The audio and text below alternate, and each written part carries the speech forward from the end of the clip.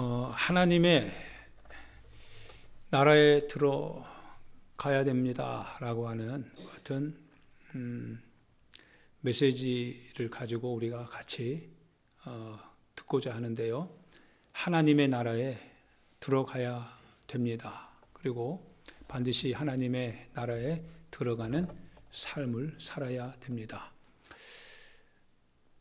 하나님의 나라에 들어가지 못한다면, 그렇다면 사는 사람들의 삶의 의미가 아무 의미 없을 것 같습니다. 하나님의 나라에 들어간다라고 생각하고 살아왔지만, 그러나 정작 하나님의 나라에 들어갈 수 없다면 그것도 역시 헛될 것이지요.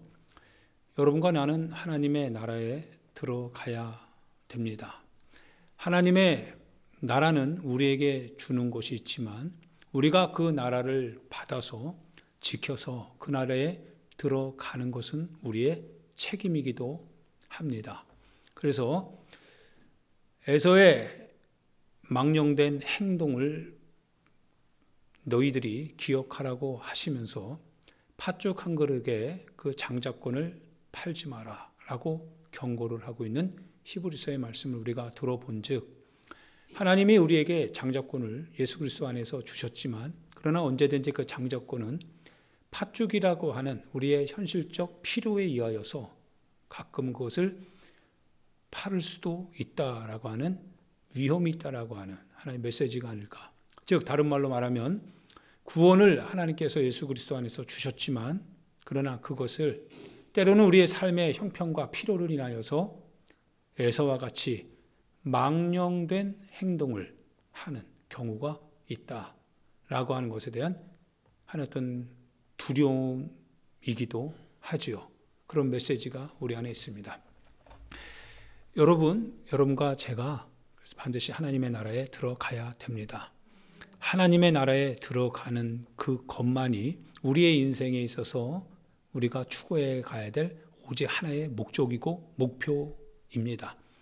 그 나라를 부인한다고 해서 그 나라가 없는 것이 아니며, 그 나라에 들어가야 되는 곳은 누구나 들어갈 수 있다고 할지라도, 그러나 그 나라의 주인이신 그분이 누구나 들어오는 것은 가능하지만, 그러나 아무나 그냥 마구잡이로 들어오는 것이 아님을 내가 성경을 통해서 여러 번 말하지 않았냐라고 말할 때, 그때 아무나 들어가는 것이 가능성은 있었지만 그러나 아무나 들어가는 것은 아니었구나라고 하면서 깨달을 때, 그리고 버려질 때, 그것은 우리가 추구해가는 인생의 목표가 될 수가 없는 겁니다.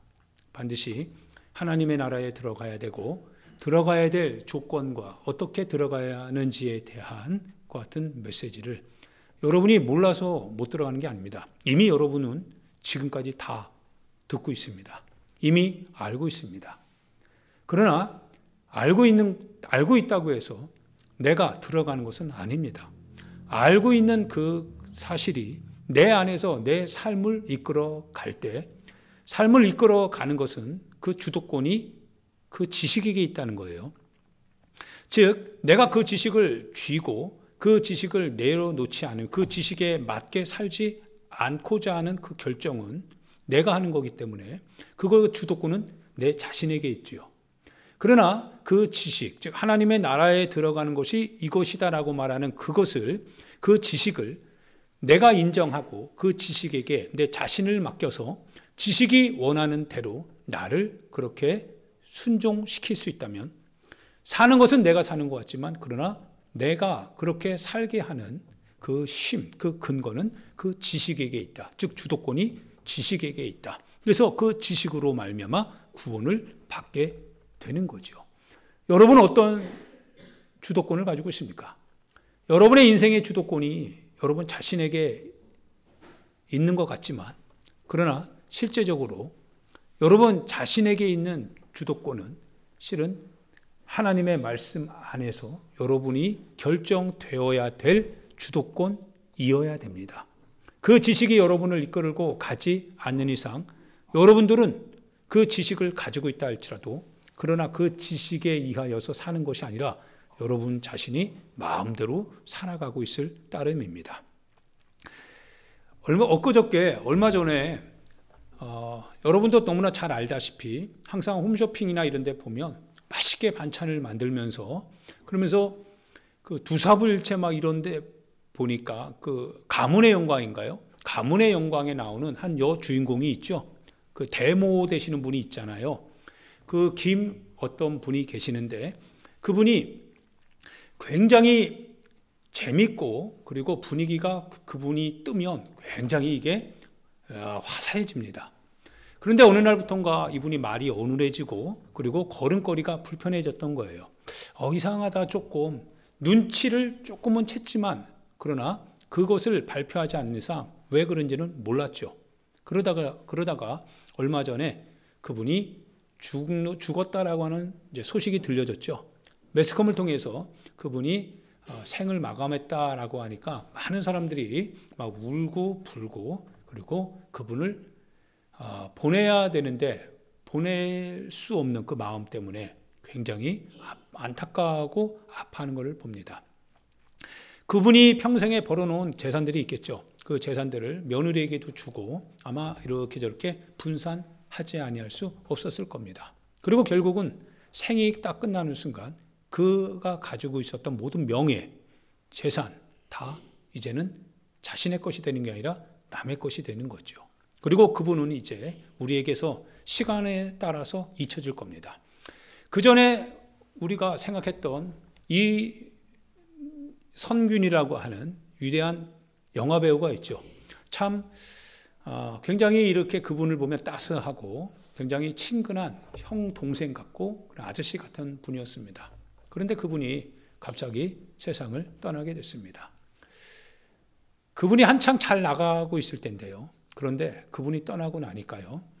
보낼 수 없는 사람들이 많이 울고 그리고 이렇게 저렇게 평가하지만 그러나 시간 속에서 결국 그분은 우리에게 나타나지 않고 또 살아가는 것은 그분이 사는 게 아니라 우리가 살기 때문에 살아가는 지금이 중요하기 때문에 그분은 우리의 기억 속에는 있겠지만 잊혀지고 말더라 이거예요. 그분이 가지고 있었던 모든 명예 그리고 재산 그리고 그분이 생각하고 있었던 모든 것들은 그분이 묻힘과 동시에 다 끝나게 되고 다음 사람의 몫이 되더라 이거예요. 그게 바로 우리의 인생이죠. 우리의 인생입니다. 이미 우리가 가졌다 싶지만 그러나 결국은 놓아야 될 것들에 대하여서 우리 자신은 반드시 주님 앞에 서기 전에 한 번쯤은 그 가진 것에 대해서 어떻게 이것을 활용할 것인가에 대하여서 결정을 할 수 있는 것 같은 시간을 여러분과 내가 가져야 됩니다. 우리의 인생이 하나님의 나라가 가지고 있는 그 지식, 그 나라에 들어가려면 어떻게 해야 되는지에 대하여서 우리는 그 지식을 가지고 있지만 그러나 지금 내 눈에 보이는 살아있기 때문에 살아있는 것을 가지고 살아야 된다라고 하는 것 같은 우리의 급급한 현실적 필요로 말미암아 하나님의 나라에 들어가려면 어떻게 해야 되느냐라고 하는 그 질문에 대한 대답이 지식으로 성경 안에서 우리에게 지금도 제공되고 있지만 그러나 우리의 필요에 의해서 우리는 그 지식을 지금 뒤로 하는 경우도 있다 이거예요. 버려지는 그 지식이 나의 삶 때문에 버려지는 그 지식이 실은 내가 내 삶 속에서 반드시 가지고 있어야 될 지식이었다라고 하는 것을 하나님의 나라에 가서 깨닫게 된다면 거기에서는 우리에겐 울음밖에 없습니다. 눈물밖에 없겠죠.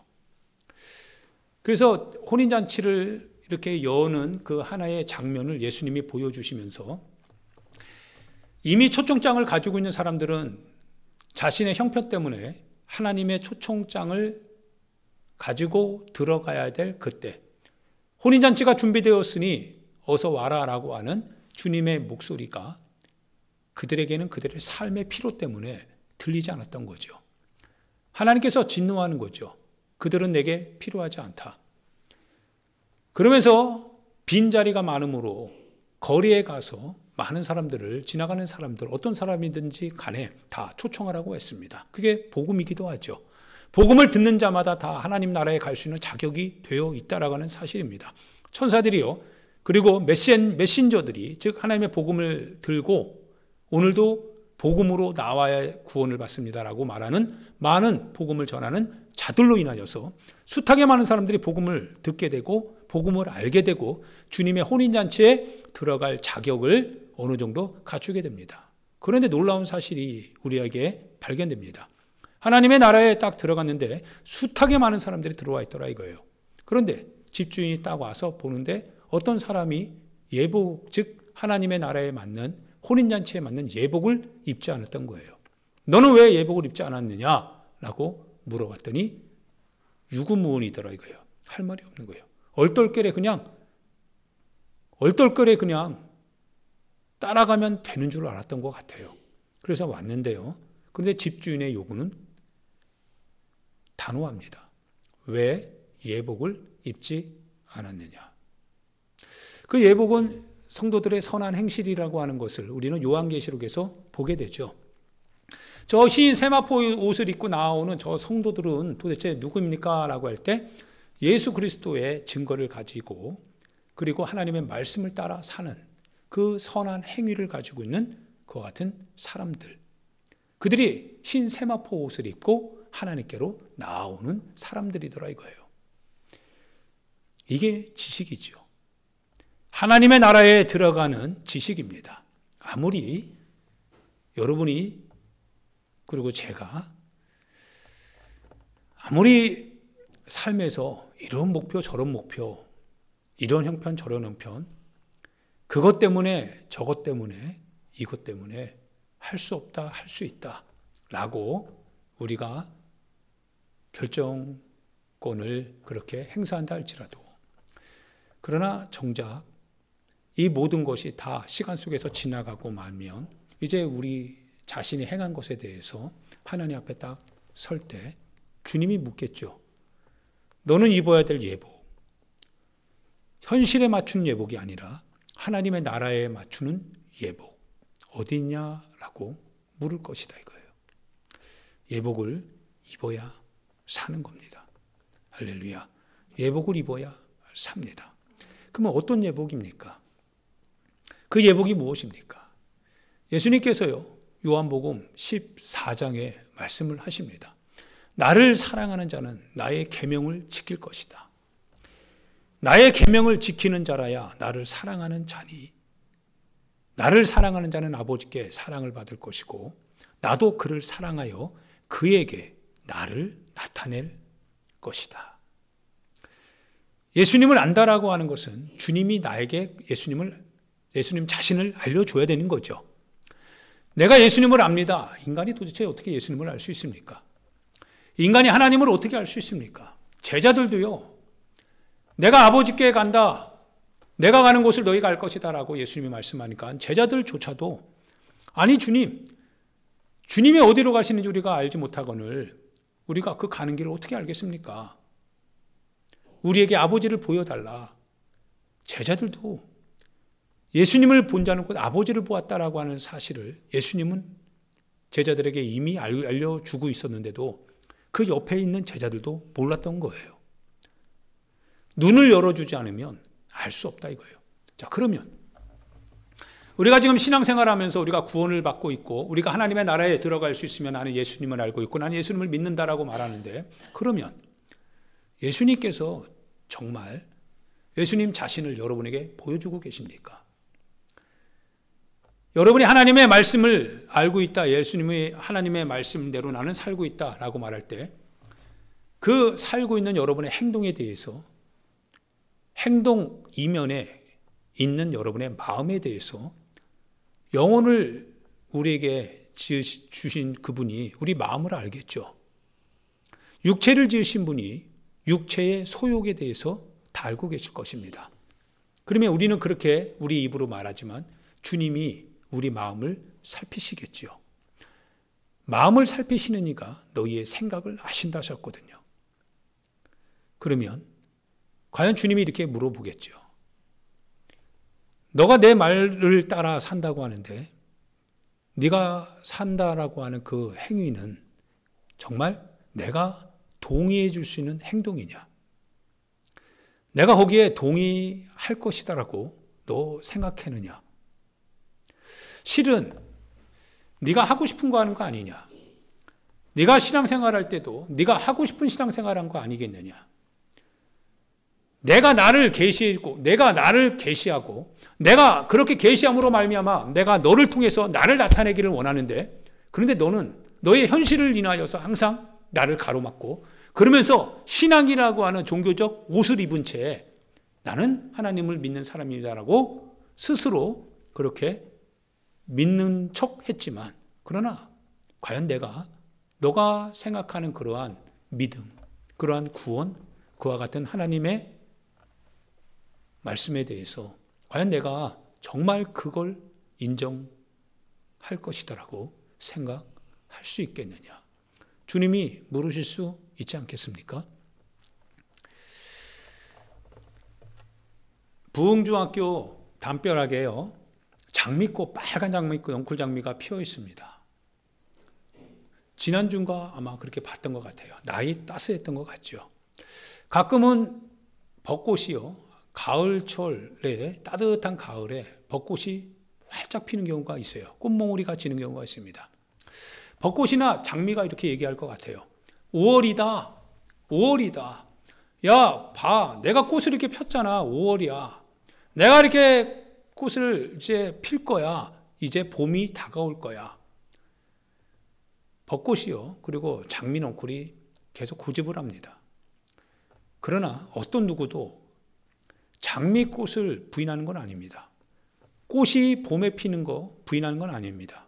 그런데 꽃이 폈다고 해서 봄이거나 꽃이 폈다고 해서 5월이거나 그걸 인정하는 사람 한 사람도 없죠. 이제 곧 겨울이 올 거니까요. 우리는 겨울이 온다라고 하는 확신을 가지고 있습니다. 아직 겨울은 아닙니다. 보이는 현실은 5월 같고 보이는 현실은 봄이 올 것 같지만, 그러나 우리는 절대 그 현실을 그대로 받아들이지 않습니다. 그들이 아무리 주장을 해도요, 받아들이지 않습니다. 왜? 겨울이 올 거니까요. 겨울이 올 거니까요. 우리의 신앙생활도 마찬가지 아닐까요? 우리는 마치 우리 자신들이 뭡니까? 지금 교회 안에서 신앙생활하고 있다고 해서, 그래서 그 교회 안에서 신앙생활하는 것이 마치 내가 꽃을 피웠다라고 해서, 그래서 나는 이렇게 얘기할 겁니다. 5월이다. 곧 봄이 올 것이다. 그러나 그 지식은 겨울이 오면 곧 헛된 지식이 되겠죠.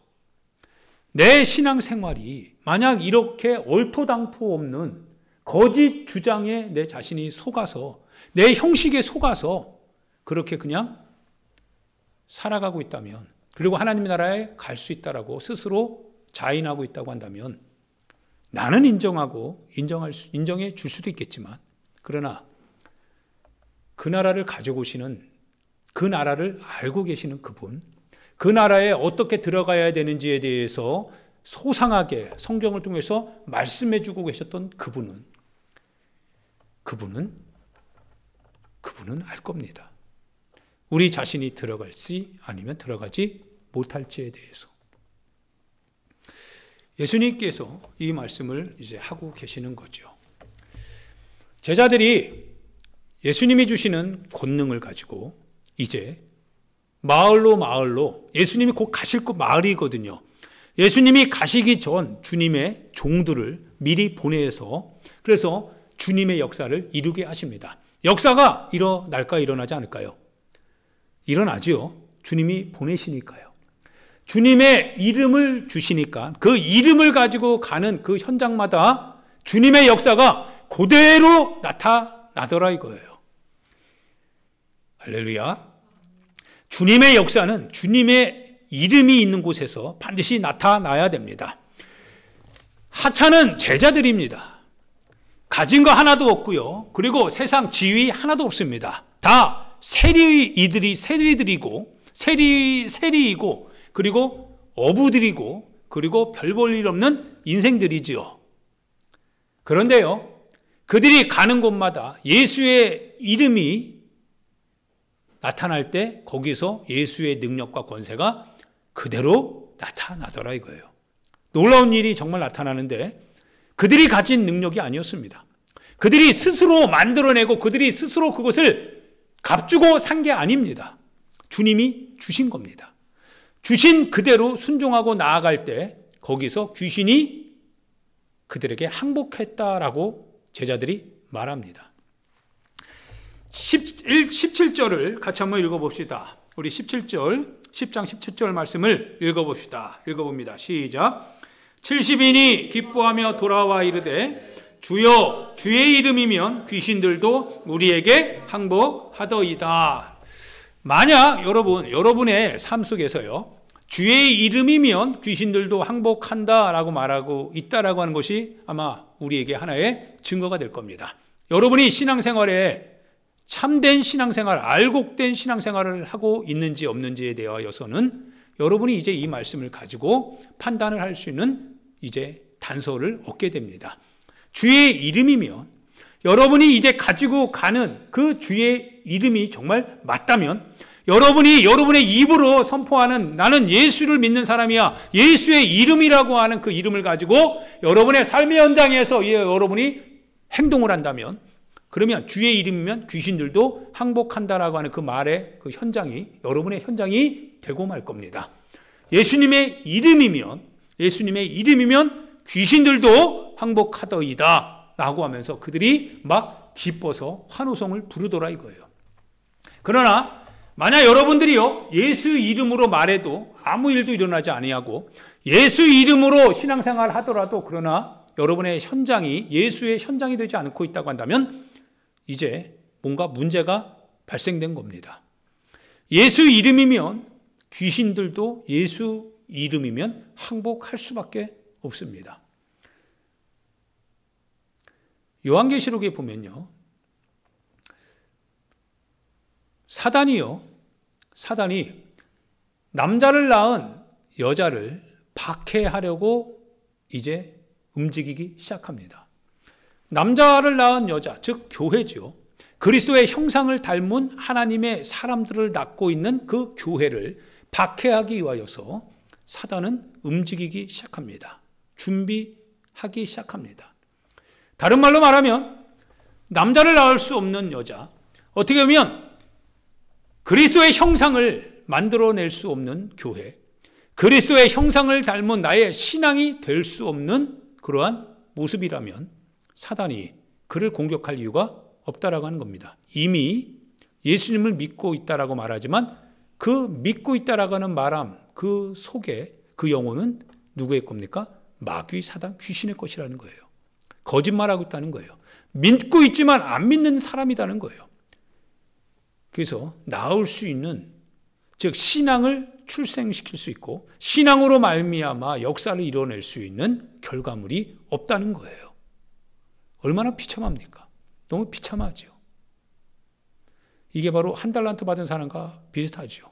땅에 묻어놨으니 나오는 게 없잖아요. 내게 주신 주의 이름이면 그 이름을 따라 내가 신앙생활하고 그 이름을 따라 내가 주님의 말씀을 따라 그대로 실천하고 살면 그 이름으로 말미암아 귀신들도 항복하는 것이 맞을 것이다 이거예요. 그리고 그것 때문에 사단이 뭡니까? 공격하기 시작하겠죠. 교회를 흔들 것이고 교회를 교회되지 못하도록 계속 박해하고 어렵게 할 것입니다. 그러나 여자는요, 그 여자입니다. 즉 교회는 광야로 갑니다. 광야로 가서요, 한 때와 두 때와 반 때를 보낸다고 했습니다. 3년 반이라고 하는 시간이죠. 한 때 1년, 두 때 2년, 그리고 반 때 반년, 3년 반을요, 광야에서 교회가 이제 견뎌내야 되는 거죠. 우리의 신앙생활이요, 광야에서 이제는 어려움이 오게 되면, 즉 하나님의 말씀을 따라서 예수의 이름을 가지고 사는 그 진실된 사람에게, 그리고 교회에게 이와 같이 고난의 시간이 온다는 겁니다. 그러면 이 고난의 시간을 어디서 이길 수 있느냐, 견뎌낼 수 있느냐? 광야에서 견뎌낼 수 있다는 거예요. 광야는 뭡니까? 아무것도 없는 곳입니다. 광야는 여러분이 지금 무엇을 가지고 있는가, 만약 가지고 있는 것이 있다면 그거 가지고 견뎌내야 되는 겁니다. 그게 광야에서 여러분이 지탱해야 될, 그게 바로 이 근거가 되는 거니까요. 그러나 만약 그게 없다면 현실 속에서 무너지고 말겠죠. 무너져서 결국 세속화되지 아니할 수 없을 겁니다. 그러나 여자는 견뎌내는 겁니다. 땅이 돕는다라고 말하고 있습니다. 물을 토해내서 그 여자를 삼키려고 한대. 이 물이 뭡니까? 소위 말하면 세상 풍조지요. 세상 풍조 가운데에서 재물, 명예, 인기, 많은 세상 현실의 필요들, 그거를 통하여서 교회를 하나님의 형상을, 그리스도의 형상을 낳는 구원 얻는 그 성도와 그 교회를 무너뜨리려고 한다는 겁니다. 그래서 광야로 가야 되는 거예요. 광야로 가서 그 모든 내 눈에 보이는 현실적으로 필요하다라고 생각했던 모든 사람들의 문화 풍조들을 광야라고 하는 그 현장에서 적나라하게 그거를 노출하고 거기에서 내 자신을 견뎌낼 수 있도록 광야의 시간을 가져야 된다는 거예요. 그 광야, 그 땅이 돕는 겁니다. 그 땅이 도와서 세상 풍조에 물들지 않도록 교회를 지켜내는 겁니다. 바로 이제 마지막, 그래서 사단이 싸우려고 하는 게 누굽니까? 예수 그리스도의 증거를 가진 자들, 하나님의 계명을 지키는 자들과 이제 싸우려고 바다 모래가에 서게 되더라 이거예요. 사랑하는 여러분, 광야에 서 있는 교회입니다. 광야에 서 있는 교회입니다. 왜 광야에 서 있느냐? 유혹을 이기려고요. 세상 풍조를 이기려고요. 종교적인 그와 같은 껍데기를 벗어던지고 주의 말씀, 주의 이름이면 귀신도 항복하더이다라고 하는 그 이름을 지켜내려고요. 광야에 가는 겁니다. 할렐루야. 제자들이 너무 기뻐합니다. 와, 주님 정말 그런 일이 벌어집니다. 자신의 이름으로 그런 일이 벌어지는 게 아니라 예수의 이름이면 귀신들도 항복하더이다. 예수의 이름이면 되더라. 예수의 이름을 가지고 가니까 되더라. 야, 대단합니다. 예, 주님, 예수의 이름이면 정말 되더라. 정말 되더라. 오늘 우리에게 필요한 게 바로 이거죠. 예수의 이름이 필요한 거 아닙니까? 여러분, 돈이 필요합니까? 먹고 마시는 문제 해결할 수 있는 그와 같은 자산이 필요한 겁니까? 그게 만약 세상 풍조라면요. 우리의 신앙을, 우리의 하나님의 계명을 그 계명대로 살지 못하는 그 대가로 얻게 되는 그것이 명예고 재산이 되고 돈이 된다고 한다면 그게 정말 여러분에게 필요한 겁니까? 그거는 귀신에게 무릎 꿇는 거죠. 마귀사단 귀신에게 무릎 꿇고 얻는 거죠. 예수 이름이면 됩니다. 사람이 떡으로만 사는 것이 아니다. 하나님의 입에서 나오는 모든 말씀으로 살 수 있느니라. 실은 우리가 해야 될 말 아닐까요? 할렐루야. 예, 그렇습니다. 그런데 예수님이 뭐라고 하시냐면요. 내가 사단이요 하늘로부터 번개같이 떨어지는 것을 보았답니다. 즉 요한계시록에 있는 12장의 말씀이죠. 이제 시작됐다는 거죠. 예수님이 이 땅에 오시고 예수님을 믿는 많은 사람들이 예수님을 통해서 하나님의 나라에 들어가는 놀라운 일이 일어납니다. 마귀사단 귀신의 역사는 이제 끝나는 거죠. 그리고 심판 당한 거죠. 예수 그리스도의 이름으로 귀신이 떠나가는 그것은 바로 뭐예요? 심판을 받았다는 거예요. 누구로? 예수 그리스도로 말미암아. 즉 예수 그리스도 안에 있는 모든 자, 예수 그리스도와 함께하는 모든 사람들이 오늘도 예수 그리스도와 함께 마귀사단 귀신을 심판하고 있다는 겁니다. 그래서 사단이 하늘로부터 떨어졌다는 거예요. 권세가 끝났다는 겁니다. 그러나 그가 이제 이 땅에서 하나님의 백성들을 심판의 그때가 이르기까지요. 아직 심판이 아니니까요. 즉 마지막 심판의 현장에 나타나는 그 시간까지는 남아있기 때문에 그래서 이 사단이 오늘도 교회를 유혹하고 교회를 박해하겠죠. 이 시간 동안에는 교회가 견뎌내야 되고 성도들이 이겨내야 됩니다. 어디에서요? 광야에서요. 한 때와 두 때와 반 때라고 하는 그 시간 속에서 반드시 여러분과 내가 신앙, 즉 예수의 이름으로 귀신들도 항복하는 예수의 이름을 가졌기 때문에 박해도 이기는 거고 환난도 이기는 거죠. 이길 수 있는 그분의 이름을 가지고 오늘을 산다라고 하는 겁니다. 예수님이 말씀합니다. 내가 너희에게 뱀과 정갈을 밟으며 너희를 해치지 못할 이 권능을 너희에게 주었다라고 예수님이 얘기합니다. 그 권능이 우리에게 있다는 거예요. 그 권능이, 세상을 이길 권능이 우리에게 있다는 거죠. 마귀 사단 귀신의 유혹에 육신으로 사는데 어떻게 이거를 이겨낼 수 있느냐? 이미 졌기 때문에 그런 얘기하는 거죠. 예수님은 분명히 뱀과 정갈을 밟고 그들이 너희를 해치지 못할 그와 같은 권능, 그 힘을 우리에게 주셨다고 하셨습니다. 그 이름이면 이길 수 있다는 거예요. 우리 스스로가 포기하지 않고요. 우리 스스로가 타협하지 않는다면, 우리 스스로가 스스로에게 밀려서, 스스로의 환경에 밀려서 이렇게 저렇게 수단 방법 꾀부리고, 그래서 하나님의 계명에서 벗어나지만 않는다면, 하나님의 말씀을 지키고 그 말씀을 가지고서 이기려고만 한다면, 그래서 비록 내가 광야에 가서 세상 풍조를 떠나 광야에 가서 내가 견뎌내야 되는 그 시간을 가져야 한다고 한다면, 그리고 그걸 결정한다면요, 그러면 이긴다는 겁니다. 해치지 못한다는 거예요. 절대로 해치지 못할 것이다 이거예요. 누가 두렵게 합니까? 우리 자신의 욕심이 우리를 두렵게 하는 거겠죠. 우리 자신의 욕심, 우리 자신이 무엇인가 삶에 대한 이 집착, 포기할 수 없는 고집, 세상에 대한 탐욕, 그것이 하나님의 말씀을 절충시킴으로 말미암아 하나님의 말씀의 역사가 일어나지 않는 것일 뿐, 그러나 하나님의 역사는 우리가 현실화되거나 세속화되거나 절충하지 않는다면 그 말씀은 그대로, 그 말씀 그대로 이기게 될 겁니다. 우리를 통해서 이겨나갈 겁니다. 할렐루야.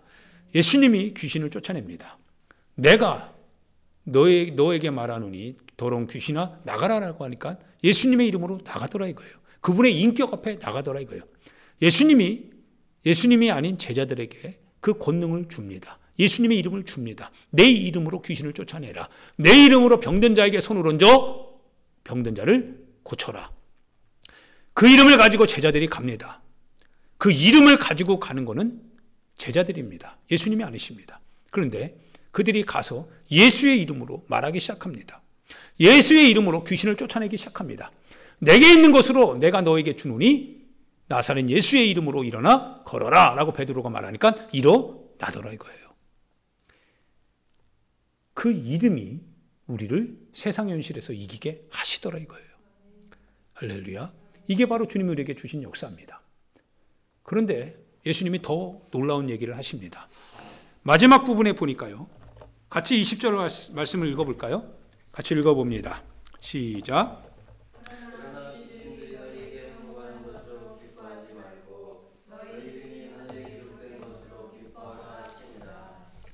예수님이 왜 이 말씀을 하셨을까요?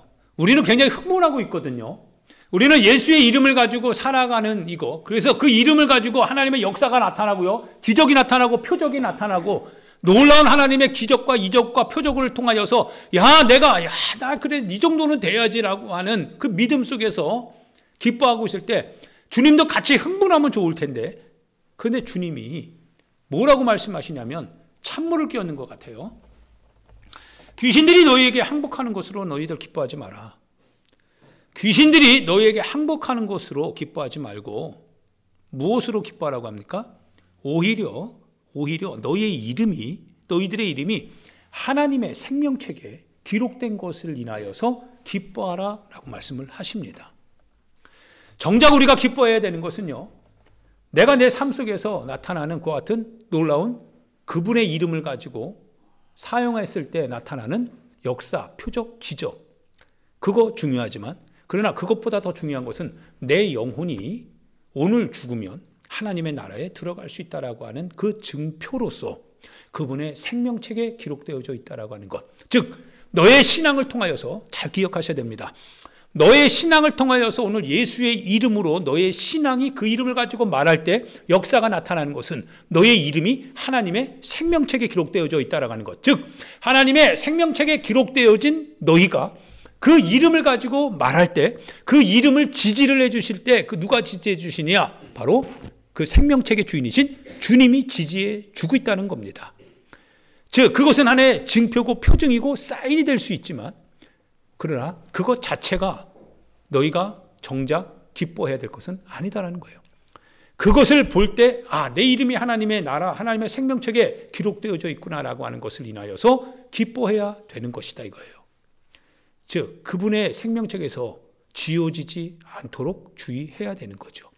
그분의 생명책에 기록되어져 있다고 한다면 주의 이름으로 여러분이 움직여 나갈 때 그 이름이 능력을 나타낼 것이다 이거예요. 왜냐하면 여러분의 이름이 생명책에 기록되어져 있기 때문에 그러하다라는 겁니다.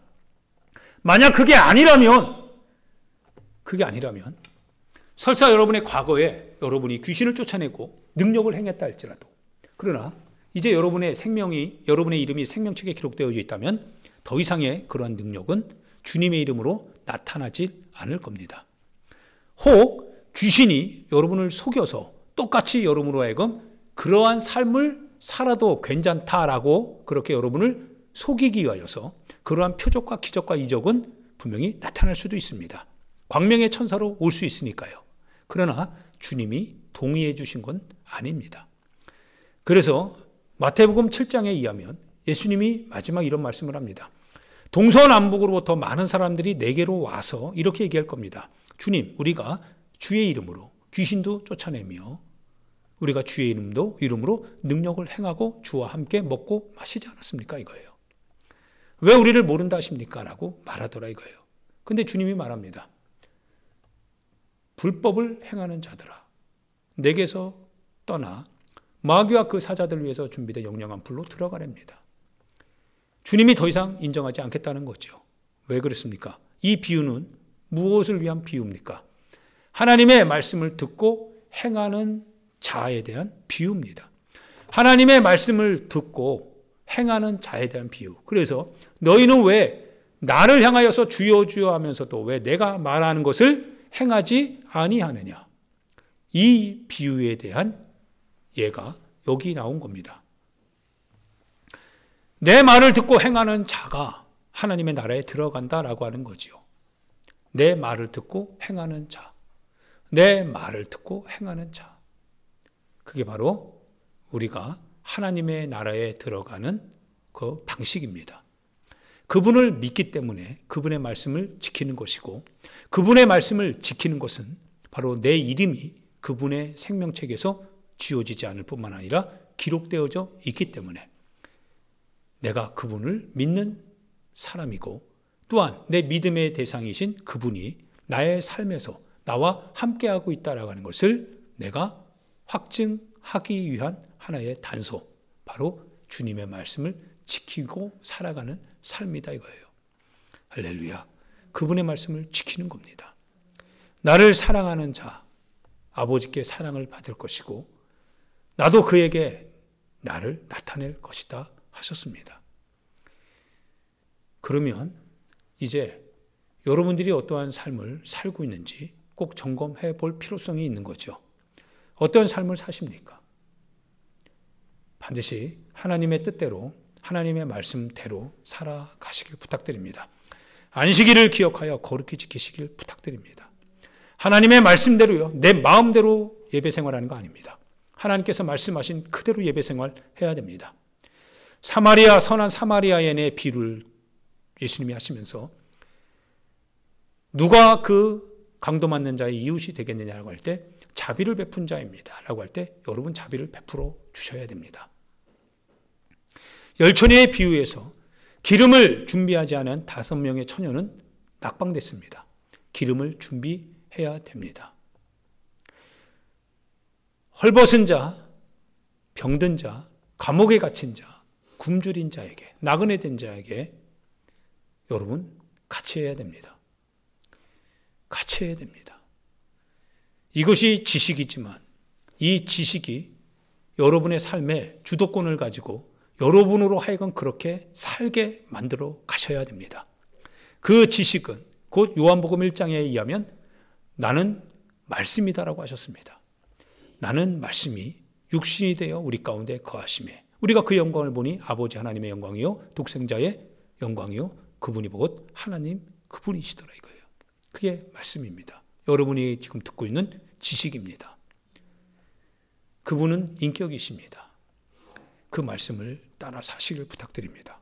그 말씀대로 행동하시고 그 말씀대로 움직여 가시길 부탁드립니다.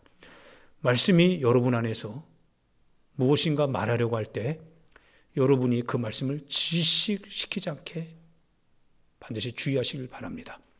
그 말씀이 여러분을 향하여서 외치기 시작할 때 여러분이 듣기 싫다고 그 말씀을 막지 않으시길 바랍니다. 세상적인 욕심, 세상적인 탐욕, 세상적인 명예, 세상적인 살고자 하는 것과 같은 모든 것들 주님으로부터 온 것이 아니라 마귀의 것이요 세상의 것이요 귀신의 것이다 하셨습니다. 사랑하는 여러분, 하나님의 계명을 따라 지키는 삶, 그분을 따라서 하나님의 말씀을 말씀되게 여러분의 삶이 그렇게 그분의 말씀이 주도권을 가지고 살게 되어지는 마당이 될 수 있도록 하나님 앞에 순종하며 그렇게 살아가는 여러분과 제가 되기를 예수님의 이름으로 축원드립니다. 하나님 앞에 이 시간 같이 기도하도록 하겠습니다. 인생 아무리 잘 살았다고 하더라도 주님 앞에 딱 서는 날 그분 나라 들어가야 잘 산 겁니다. 아무리 잘 산 것 같다 할지라도 그러나 그분 앞에서 밀려나는 순간 잘 산 게 아니라 못 산 겁니다. 하나님의 뜻대로 살게 해달라고요. 그분의 계명을 따라 살게 해달라고요. 그분의 말씀을 따라 살게 해달라고요. 그분이 내게 허락하신 모든 것을 주의 나라를 위해서 쓰게 해달라고요. 그분의 나라를 위하여서 사용하게 해달라고요. 주님이 주시는 명예라면 그분의 이름을 위하여서, 그분이 주시는 자산이라면 그분의 땅을 위하여서, 하나님이 우리에게 주신 건강이라면 그분의 나라의 순종을 위하여서 그렇게 모든 것을 주의 영광과 주의 나라를 위해서 사용하게 해달라고요. 우리 주여 한번 부르고 우리 하나님 앞에 기도하도록 하겠습니다. 같이 기도합니다.